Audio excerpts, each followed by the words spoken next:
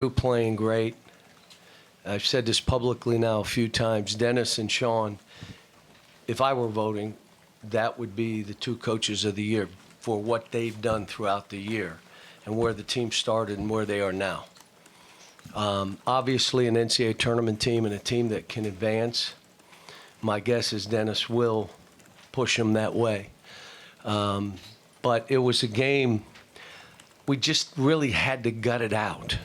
And they weren't going to give us the game. We had to go take something. But a great win for my kids. Yeah, that's career win number 900 for you. I guess just. If it meant anything, do you think Darius would have been playing today? I would have played him. That stuff, when you do this a long time, that's the kind of stuff that happens if parents entrust you with their child. And I've been blessed with that. My best players, you ready? All good guys. Never had one of my best players be a jerk. Not once. One, I wouldn't recruit him that way, but they have all been great guys. So I thank them all, wherever I've been, UMass, Memphis, Kentucky, now here. I've been coaching great kids and talented, like a bunch of NBA All-Stars, a couple MVPs in the NBA, defensive players of the year, rookies of the year. Well, then you're going to win a whole lot of games. So I've been blessed.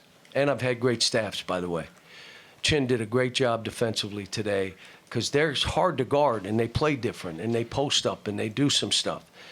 And he did a great job, including in-game stuff. And then do you have any update on Darius? Do you expect him to be available Friday? Or? I told him I don't know if I want to play him anymore this year. We were pretty good without him. And then obviously Malik, you've talked about wanting him to shoot more. He hits the big three in overtime. Just how nice was that to see, and how much have you seen him grow? So I called him in my room last night. I was going to bed, and I said, I got to call him. And I'll be honest with you, I did it as much for me as for him. I just want to make sure I'm doing everything within my power to help him. And I said, I'm not giving up on you. I'm not. And I said, but I can't do it for you. And I want to tell you a story about a kid, Chris Wilcox. You're all too young in this room to know even who I'm talking about. Okay, you know. Played in Maryland, okay? Did not play his freshman year hardly at all. Matter of fact, his sophomore year, halfway through the year, he wasn't starting and wasn't playing that much. But he had a game like Malik just had. And Maryland went on a run. You ready?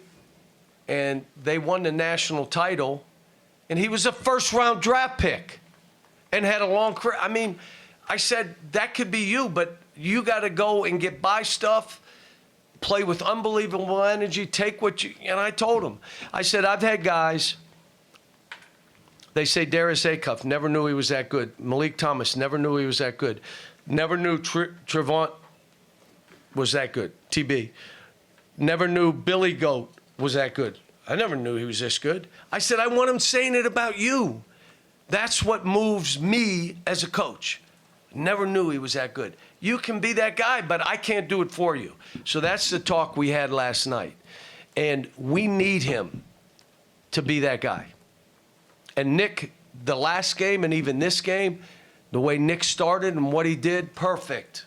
Perfect. We got two guys kind of playing off one another. Hey, John, just what does You know Chris Wilcox. I do. I thought you didn't see me before when you said people weren't old enough in here. Just your thoughts on Mark Mitchell, and obviously Woo. You guys wanted to contain him, but Couldn't. what enables Twice him to do now. what he does? What do you have, 20 in the first half at our place? I think so. So, I mean, and it's you say, don't let him go left. Well, then he goes right. And he scores. And he makes free throws. And he'll rebound. I mean, he's one of those guys in this league. He should be first team all conference. I would say my guy should be player of the year, but that's because he's my guy. And when you say that about them being a tournament team, Oh, yeah. and possibly advance, how much is just his presence a He. part of that? How about this one? His assist to turnover ratio is one of the best on their team. So he'll pass it. He does it all. And they'll need him. And, we came in with what we did and tried to stop him. How'd we do? What did he end up with? Yeah, he only had 32. He had 32, but, you know, I mean, again, Dennis has done a great job with his team, just has. In the back, Coach, about Malik Thomas, kind of like you were talking about Malik Ewan, what's the importance of him being able to kind of flex his muscles? And we knew he was a highly valued recruit, but what's the importance of him being able to put out a performance like that before he closes? Well, my thing to my whole team, because I got a couple guys that would like to play like Darius plays for us, but they're not that skilled. So I thought they'd come in here and have some guys go nuts. So we locked in on defense. That's all we talked about. And I told them, you're going to have opportunities, you're going to do it. And I just grabbed him in the hallway and say, I love coaching you, but you drive me crazy. Some of the shots you take are ridiculous, but I got to let you go some because it makes you who you are. But he was great. I mean, Larry Brown calls me about him. You know, he doesn't talk about offense and all that and flexing this. And he talks about he defends. He plays really hard. He sticks his nose in. He's got great length in how he plays. That's what he is, and that's what he's become.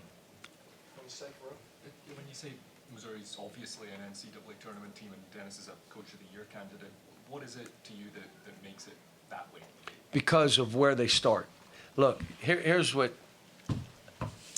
I'm calling guys throughout the year that their teams are struggling. And the guys where your team struggles a little bit and pulls it together, folks, that's coaching. Not when you win 9 in a row, you win all these games and you're just, no, let it fall apart. Now let me see how you keep your team together. You start slow only because you got a brand new team and a bunch of new guys and you're trying to figure it out and you just keep getting better. You think of Texas, you think of Missouri. I hate to tell you, Oklahoma. They started 0-9. Do you know what they've played the last 8? 6-2. Do you remember last year where we started? Yeah, we were 0-5. Dying, done. And we kicked it in. I mean, for coaches, I think you get more satisfaction out of that. And that's why I'm saying both of those guys. And let me say this. Part of being a coach is getting individual players to really be confident and play well. They're both doing that. I mean, they're both having guys, you ready? Maybe even play beyond what they are.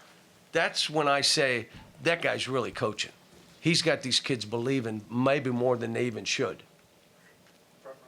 Coach, what do you think worked so well in overtime for you guys, and especially able to pull away in the last couple minutes? I'm going to have to watch the tape stuff because it was going. We're coming out of timeouts. I can't tell you what timeout. I was running stuff. But the good news is this team tonight knew they needed each other, and the execution coming out of timeouts tonight was like, woo. Really, one time it wasn't. And but other than that, they were like locked in. It doesn't mean you make a basket every time, but if you're running it right, you're going to make a basket 50, 60, 65% of the time. If you don't run it right, it's a turnover or a missed shot or, you know, breakdown one-on-one. Yeah, with Darius out, obviously DJ and Malik were going to be handling the ball a lot more. I guess just how did you, feel they did in that role, and I guess just how much of a shift is it when he's not? Well, I said this, DJ, TB, and Billy were part of our Sweet 16 team, and a rebound and a free throw, we're in the Elite 8 and playing a team that we were comfortable playing. Could have been a Final Four team, and those three were a big, big part of it. So I was confident. It was getting those other guys to play and knowing I was going to have to play Isaiah. Like I walked in at halftime because he broke down 3 or 4 times. What do you expect? I haven't played him all year. You expect him to go in and know what he's doing? And no, he's going to do what he did. But he had a great attitude about it. The guys were with him. They were tapping him and dapping him. You're fine. Just be ready to go back. But it all came down to the end was Malik Ewan. Made free throws, got 2 big rebounds, made that 3. I know he can shoot. We do 5-minute shooting drill. This kid's making 60, 70 shots. He can shoot. I just need him to play with unbelievable energy and effort. Sprint the floor. Don't jog. And I tell him, do the easy stuff really hard. Sprinting doesn't take skill. being the first to hit the block out, or leaving your feet to go after balls, or coming weak side and going and blocking. That didn't take any skill. It's all effort, energy. And if we get him that to go with his skill, not only does that help us that his career and his life changes, but I can't do it for him. And let me tell you, folks, it's really hard. Well, can't I just do a backdoor pass and I'll do try to make a fabulous play every once in a... No. Your way, your path is through the fire. And I'm hoping the feeling he got today from this is the feeling he chases every game. Just chase this feeling that you just had. Coach, game flow wise, this was obviously the opposite of Wednesday night. You mentioned having to grind through it. So in the run up to the conference tournament next week with the double bye, how beneficial was it to have this stern of a test to close the regular season? Well, we're taking off the rest of today, and we're taking off Sunday, and probably taking off Monday, and go Tuesday, Wednesday, then travel. Whether we won or lost, that's what we were going to do. Probably try to add one or two things on both sides of the ball, and I have time to do it. We haven't, and we haven't been able to practice because we went before Texas. I think we got beat by 100 by Florida. Was it 100 or 98? I was in the office the next morning, and I said, we got to practice. My gut said, you can't just say we're going to run through stuff, and then you lose your edge. So I walked downstairs, and I'm going to my house to go grab lunch, and Darius Acuff is in the training room.